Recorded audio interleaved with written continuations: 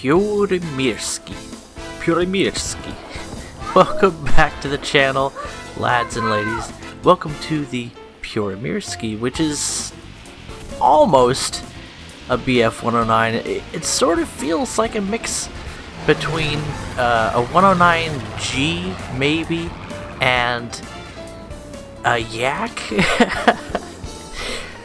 Interesting aircraft, and just better enough at doing BF-109 stuff to be better than your average BF-109. So a very cool airplane that I put off picking up back in the day, and I traded in one of my event vehicle coupons for the Gaijin coin to pick this up for $10 when it was on sale.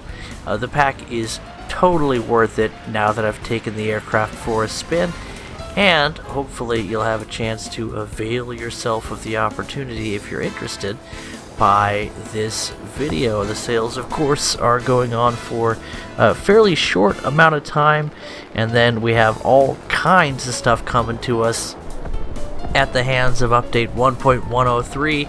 And then soon enough we'll be into the Christmas sales, and the money's gonna fly, my friends, right out of my wallet and into War Thunder. And I have one more of them there Mexuses that I can sell, so I might sell the Mexus to pick up the American Premium Sea Harrier pack. I think that's going to be an absolute blast. From what I saw of the British Harrier on the dev server, and I think it's the Premium, which is an early model of the Harrier. The version that's coming to America has improved engines over that model, so it should have even better flight performance. Or maybe in true American fashion, we just loaded it down with more fancy equipment that isn't going to make all that much of a difference in War Thunder. I'll have to see. But we're talking about Purimirski for a moment, and then I'm going to take you into a naval replay. I don't get a lot of those, but trust me when I say that this one was piquant. But what I'm doing here is, this is my first fly out in the Purimirski. In fact, my only one. I've only played it once today. And this ended up being a very delightful match. You can see we danced down from high altitude with those two 109s and a Focke-Wulf who ended up joining the fray. And you can see that those two 109s who are flying together, they might be in a squad. They've actually synchronized, which is not a good idea. So if you are targeting the same target, they almost ran into each other there. That was a close one. That was close. And a crit on one, so we'll switch over to the other target. He's flat turning, so we should be able to catch him. F4, very capable aircraft. I don't think it has the horsepower that the Purimirski has. And of course, he doesn't live long enough to maneuver. The nose-mounted and through-engine guns, the cannon being mounted through the engine, and that AMG 151 that you should be familiar with if you're a fan of the 109. A very deadly combination. The 12-7s, more akin to the American 50 cal, very capable. So I just wanted to show off a little bit of what it can do. Not a lot of damage to the enemy team there, but we did end up carrying the match for our team by bringing down those three fighters, and we picked up 3 kills, even a fourth, that one on a teammate, because I didn't lead my shots well enough and I took a risk I shouldn't have. But I apologized, and he was super cool about it, so I really appreciate it. And here, optical illusion in this German monstrosity. What even is this? It's sort of a more modern concept on, you could call it like a pocket destroyer. It's basically a Corvette that is just mounted with some extremely deadly rapid-fire weapons. You've got a few of those twinned 40 mil extreme high rate of fire cannons that you find on some of the Italian ships, as well as a couple of, I think there's 70 some, maybe 77, 79 millimeter cannons in turrets that really don't see a lot of action. Their fire rate is not great, and they deal damage at a far reduced rate when compared to the 40 mils, especially considering that the way hull break is implemented in naval, and of course it's different in naval than it is anywhere else, because why wouldn't it be? Why would anything about hull break mechanic be consistent? But hull break is only possible with, I think it's 105 or larger millimeter cannons against light targets. So just War Thunder stuff, don't worry about it. Why would Gaijin make that mechanic simple ever? One day, I tell you, one day they're just gonna go, you know what, we have fixed high explosive interactions, and now hull break is no longer necessary as a mechanic in the game. Anyway, the tracers fly, enemy ships fry, as our guy, Optical Illusion, has already picked up 5 kills and dealt some damage around and about the neighborhood. You can hear the cannons in their turrets firing on their own. Optical Illusion having slaved those to the AI and assumed direct control of the twinned 40 mils. I think he has 2 mounts, but I'm not quite sure. They have a fantastic field of fire, and you can just see the saturation of damage that they push out downrange is truly terrifying. There are even more secondary / AA guns on this ship, really showing the power of this, I'm gonna call it a corvette, in terms of anti-light boat, small ship, or especially anti-air, anti-sub capacity. I suspect that this was intended to interdict air targets, as well as performing various duties that you might expect out of a gunboat, but I don't know. I'm not the guy to ask about the history or the historicity. Yes, Guppy, you got a pillow? Yeah, I gotta wear my undies. I can't just sit here naked and record. You've outed me. I'll put a blankie there. Now nobody can see my weenie. Where was I? Don't step on baby Joshie. So Guppy is supposed to be sleeping right now, but she sleeps in the living room now, and she took an impromptu nap on the floor. She was all dressed up, ready to go visit friends, when she fell asleep. And our guy Optical Illusion is taking a little dirt nap as well in the bay, if he may. And a beautiful flambe there as a torpedo finds an ammunition supply, something that seems to be fairly ubiquitous on this craft with the massive amount of firepower on display. The main turrets, again, automatically opening fire. Looks like every now and then there's a stupid one that goes flying, but flyers are part of the experience after all. Our guy Illusion, with his target selected, opening up on foes on the other side of that low island, and that's something that 40 mils tend to do very, very effectively. They don't have the highest muzzle velocity, so you can tend to lob them over cover. There's a neat looking junk there. I guess I'm not the only one with my junk hanging out right now. And already Optical Illusion has picked up 9 kills, one of them being an aircraft that presumably was shot down by those 2 fellas opening fire on their own. It looks like this ship does have access to radar as well, though whether that is a naval search radar or something capable of guiding anti-aircraft guns is anybody's guess. I don't even know if the target lead indicator shows up on replays. I don't think it does. BV-238 up in the sky, and look at the ridiculous amount of firepower coming his way. Aircraft versus naval gets pretty ridiculous as you get late war and post-war. Oh goodness, the PTSD of the whinging on the forums. But the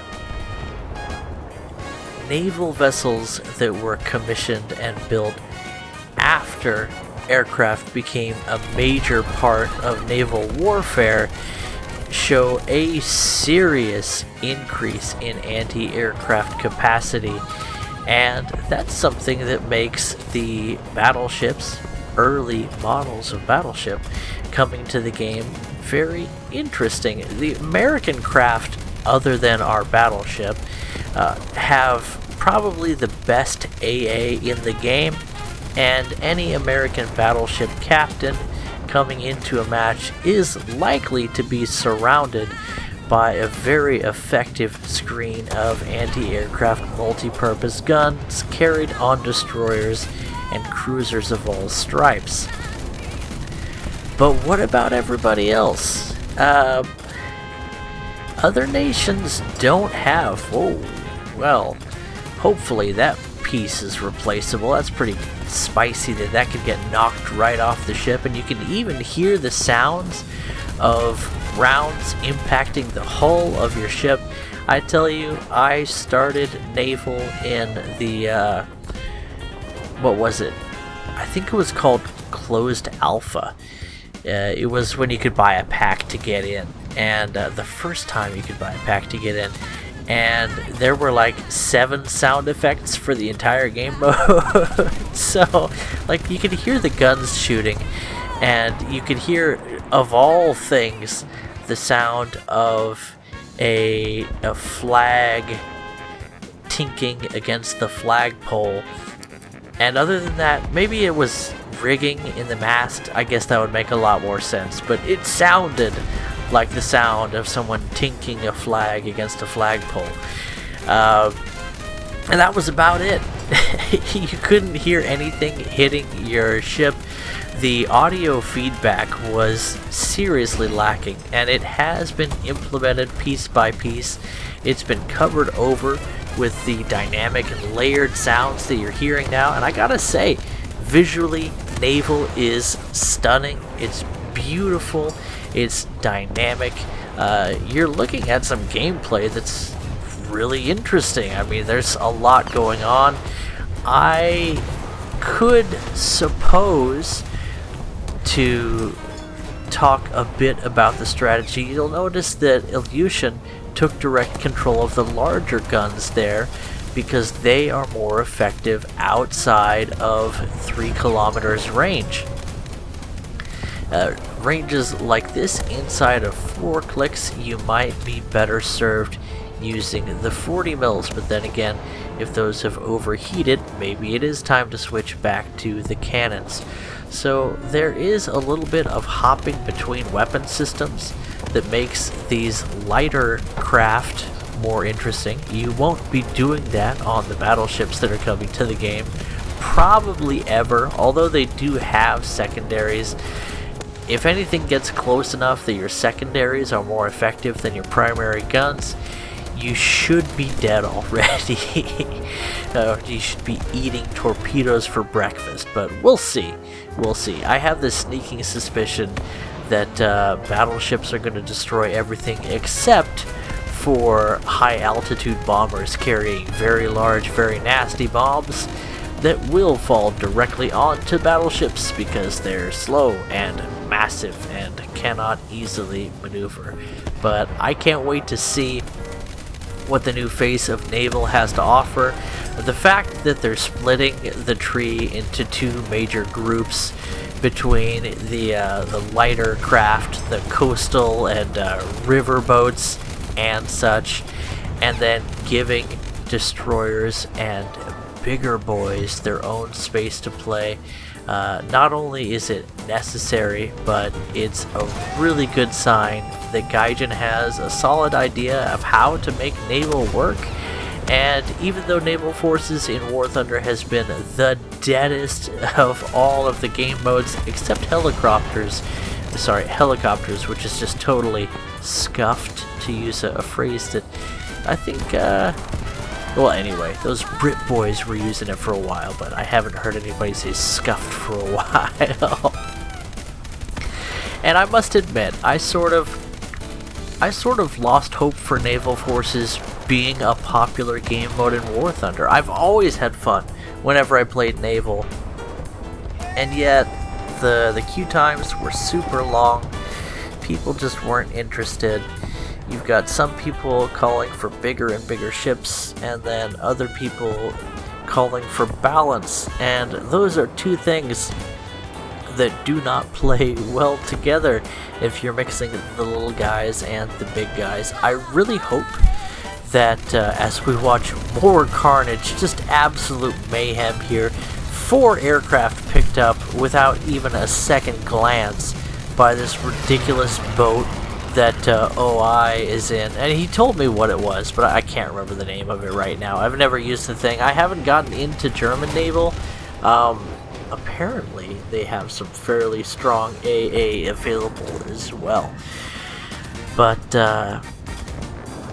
where was I going with this? Hopefully Gaijin keeps the cap zone meta out of the large naval forces. There's just, it's awkward in this version of naval that we have now, where larger ships can't even get into position, and then you've got this melee in the center where the game is actually decided, and maybe a destroyer can slip into that area and just slaughter everything, which is always fun.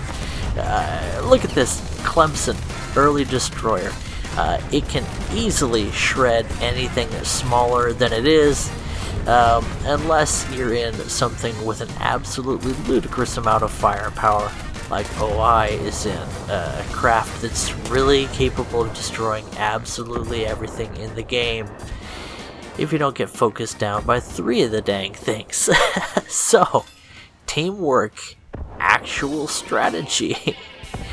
Anyway, what we have been missing the opportunity to talk about, and actually we just started talking about it, is this, what I consider a very awkward meta for naval forces, where capturing zones is actually the way to win matches, and yet so many of the vessels are not designed to capture zones, and on top of that, those that are designed for extreme speed and maneuverability are usually not survivable enough to handle any juggernaut that may have worked its way into the center of the map.